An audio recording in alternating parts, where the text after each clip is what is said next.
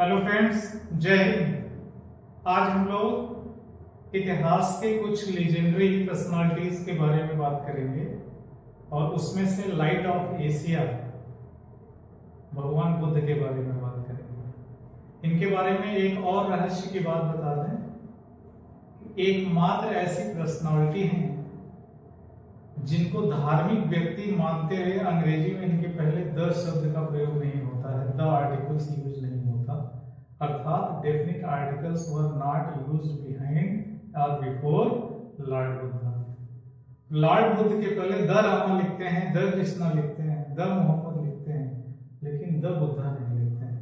इनको हमेशा लॉर्ड बुद्धा लिखते हैं और इन्हें लाइट ऑफ एशिया सिर्फ इसलिए कहा जाता है कि एकमात्र एशिया में पैदा होने वाले चिंतक हैं जो पैदा तो एशिया में होते हैं, भारत में होते हैं, लेकिन एक्चुअली नेपाल में पैदा होते हैं, लेकिन इनके ज्ञान का जो प्रसार होता है वो विश्व के लगभग सभी देशों में होता है।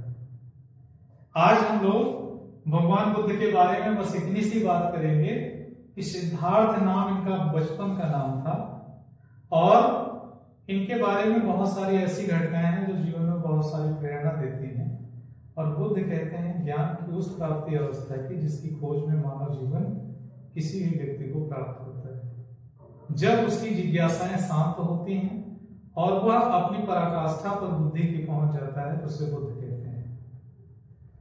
ऐसे स्थिति को एनलाइटमेंट कहा जाता है, प्रबोधन कहा जाता है। तो आज बुद्ध के बारे में हम सब संक्षिप्त रूप में बस इतना जान लेंगे कि भगवान बुद्ध को गौतम बुद्ध कहा जाता था। इनके बचपन का नाम सिद्धार्थ था।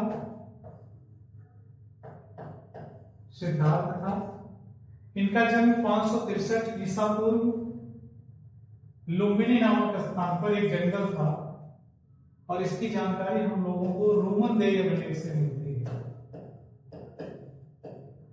This information received from Roman Day inscription. Roman देयवलेख से ये पता चलता है कि इनका जन्म 563 ईसा पूर्व में कपिल वस्तु एक राज्य का नाम था, स्पेशली नेपाल में पड़ता है। तो कपिल वस्तु रोमन देई ये आधुनिक नाम है किसका? लुम्बिनी का।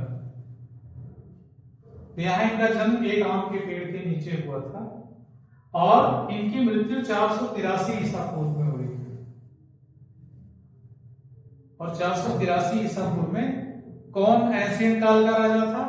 अजातशत्रु। अजातशत्रु के कार्यकाल में इनका पहला जो है बौद्ध समिति का भी आयोजन हुआ है 483 ईसा पूर्व में इनकी मृत्यु के उपलक्ष्य।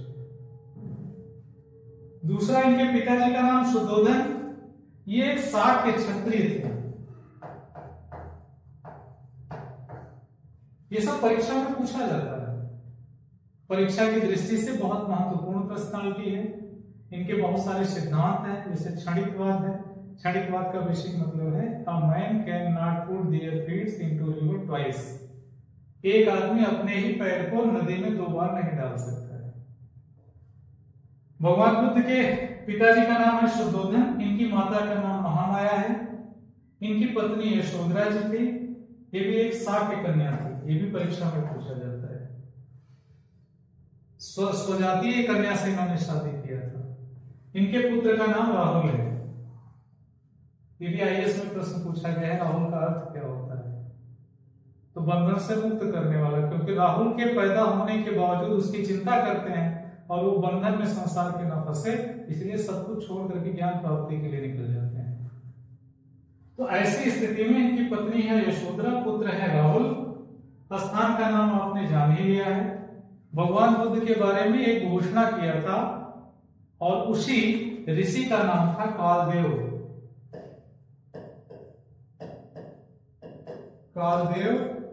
या कौडिल्य।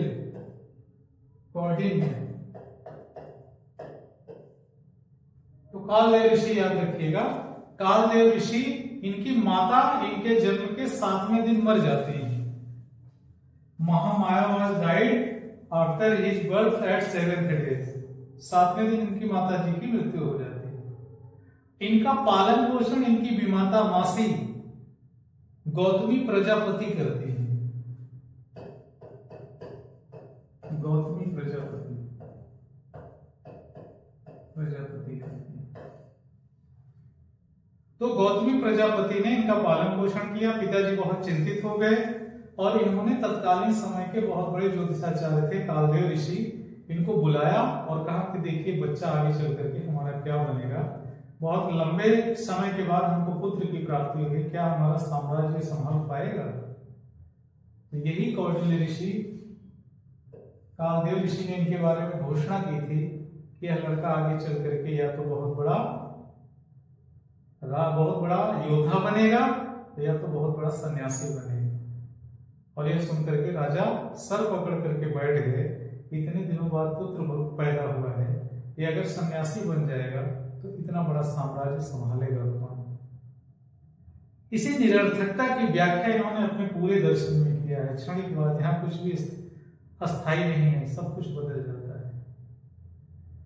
इस पूरी व्याख्या को समझने के लिए जब हम बुद्ध का दर्शन पढ़ाएंगे तो आपको अच्छे से बताएंगे कि कैसे बौद्ध दर्शन में बुद्ध एक ऐसे व्यक्ति थे जिन्होंने राज्य पद को क्या कर दिया था, ठुकरा दिया था, अपने ऐशो आराम को ठुकरा दिया था। इनके जीवन में 4 घटनाएं घटती हैं और उन्हीं 4 घटनाओं से इनके जीवन में परिवर्तन होता है। और ये सारे धर्मों में आपको देखने को मिलेगा। सेंसस से कॉन्शियसनेस की यात्रा ही सारे धर्मों की व्याख्या का आधार है। जड़ और चेतन अगर हम सरल शब्दों में कहें तो ये शरीर जड़ है और जो आवाज आपको सुनाई दे रही है वही चेतना है। मरने के बाद ये जड़ शरीर पड़ी तो रहती है लेकिन उसमें से चेतना गायब रहती है, इसलिए यह जड़ आपसे वार्तालाप नहीं कर पाती। इसी चीज का ज्ञान हो जाना कि हम वो नहीं हैं जो हम दिखाई दे रहे हैं, इसी को बुद्धत्व कहा जाता है। इसीलिए बोधिसत्व कहा गया। बोधिसत्व का मतलब जिसे सत्य का ज्ञान हो जाए, बोध हो जाए।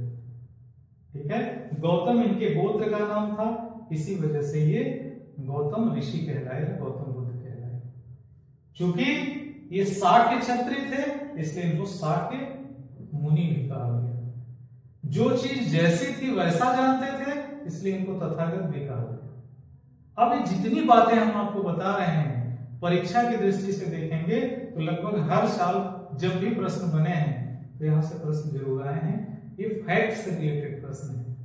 इनकी फिलॉसफी बहुत बड़ी है, उसकी एक डिटेल क्लास चलती है और पूरा का पूरा जो जीएस सिमट जाता है फैक्ट में, वो कहते हैं कि एक गाना गाया जाता है उसमें पूरा का पूरा बौद्ध का पूरा फैक्ट सिमट जाता है। और गाना क्या है, जाते हो परदेश पिया जाते ही खत लिखना। कैसे तुमने पहली रात बिताई, अर्थात तुम पहली रात कहां बिताई, कैसे बिताई, किसके साथ बिताई, ये सब क्या है परीक्षा में पूछा जाता है। अंतिम रात कहां बिताई, किसके साथ बिताई, कैसे बिताई, सब परीक्षा की दृष्टि से बहुत महत्वपूर्ण है। सबसे ज्यादा रात कहां बिताई, ये भी परीक्षा में पूछा जाता है। एक गाने में इनके सारे फैक्ट सिमट जाते हैं। इस तरह से अगर आप स्टडी करना चाहते हैं, कुछ विशेष पाना चाहते हैं, तो डिस्क्रिप्शन बॉक्स में आपको एक डिटेल लेक्चर देखने को मिल जाएगा।